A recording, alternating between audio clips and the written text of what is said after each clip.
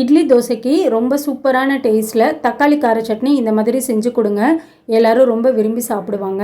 இந்த சட்னி செய்கிறதுக்கு கொஞ்சமாக எண்ணெய் சேர்த்துக்கலாங்க. 7லேருந்து 8 அளவுக்கு பூண்டு பல் சேர்த்துக்கலாம். காரத்துக்கு 5 அளவுக்கு வரமிளகா சேர்த்துக்கலாங்க. மிளகா காரம் கொஞ்சம் அதிகமாகவே இருக்குங்க. பூண்டு வரமிளகா நல்லா இந்த அளவுக்கு வறுப்பட்டதுக்கப்புறம் 4 பெரிய வெங்காயம் சேர்த்துக்கலாங்க. வெங்காயம் வதங்கிறதுக்கு கொஞ்சமாக உப்பு சேர்த்துட்டு வெங்காயத்தோட கலர் நல்லா இந்த அளவுக்கு மாறினதுக்கப்புறம் 4 அளவுக்கு நல்ல பழமான தக்காளியாக எடுத்துக்கோங்க. தக்காளி ஓரளவுக்கு மசிஞ்சு வந்தால் போதுங்க. இப்போ இந்த ஸ்டேஜில் டேஸ்ட்டுக்காக கொஞ்சமாக புளி சேர்த்துக்கோங்க. கொஞ்சமாக பெருங்காயத்தூள் சேர்த்துட்டு கருவேப்பிலையும் சேர்த்துட்டு நல்லா வதக்கி விட்டுக்கலாம். நல்லா ஆறுனதுக்கப்புறம் மிக்ஸி ஜாரில் சேர்த்துக்கலாங்க.